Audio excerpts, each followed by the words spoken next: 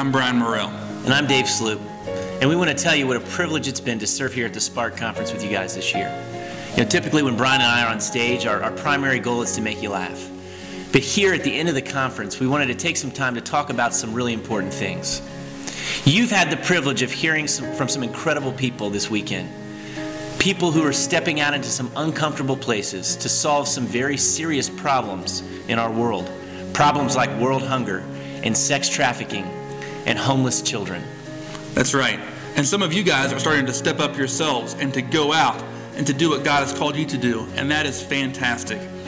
But Dave and I have noticed that as you guys are going out, that there are some issues right here at home that no one seems to be noticing or addressing. And we really feel like God has called us to take care of some of those issues. That's why we are beyond excited to announce to you today for the first time the launch of a ministry that Brian and I feel God very clearly calling us to start, a ministry called First World Focus.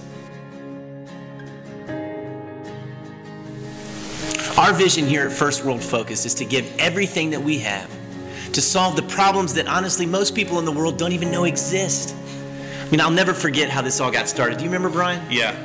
Tell them. So we had just gotten back from a 2-week mission trip to Uganda. It was a 10-day mission trip.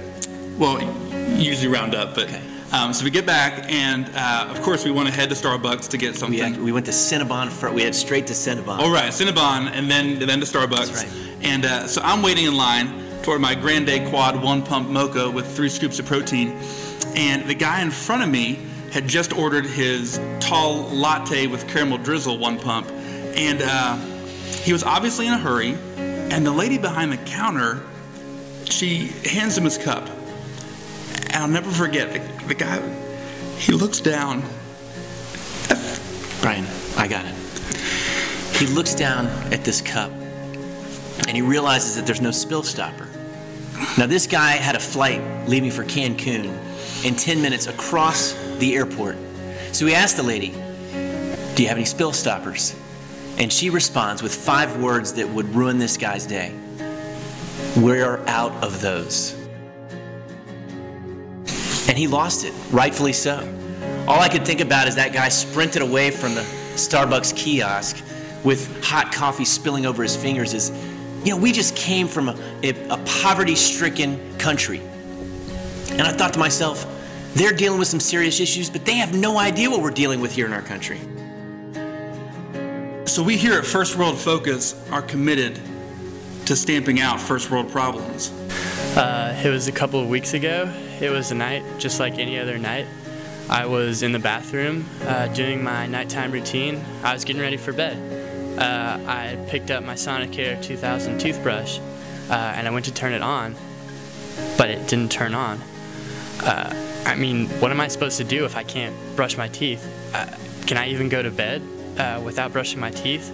I had a toothbrush that wouldn't turn on and all these teeth that needed to be brushed, but I didn't know what to do. I was hopeless, I felt alone, I felt scared.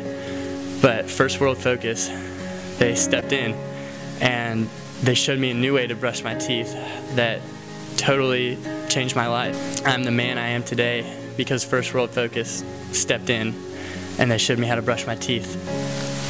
Well, the other night I was sitting at home watching my favorite program on TV, and the show ended and I went to go turn the TV off and realized that I had left the remote all the way on the other side of the coffee table.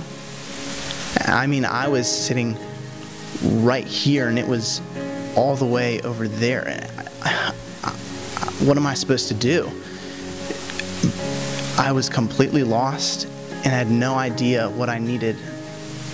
But First World Focus did, and they came in and physically moved the remote closer to me, and the outcome of my night completely changed because they stepped in and helped me. Thank you, First World Focus.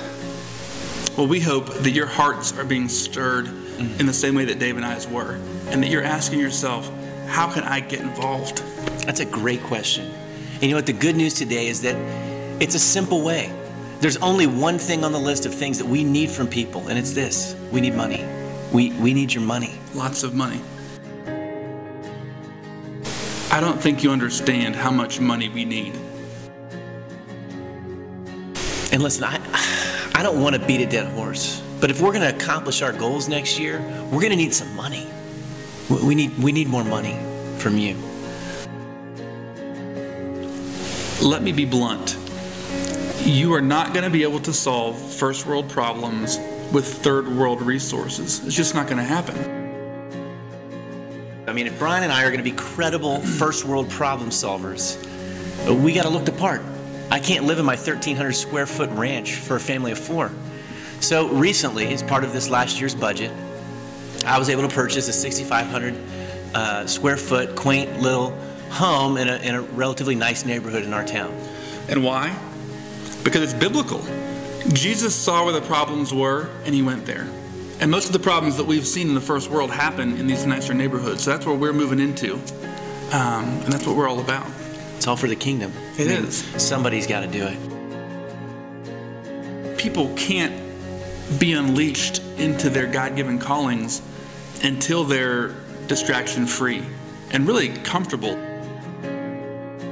Name me one person from the Bible that did anything worthwhile for God's kingdom, but they were uncomfortable. Yeah, it's not in there. You're not going to find it. So listen, folks, that's what we're about.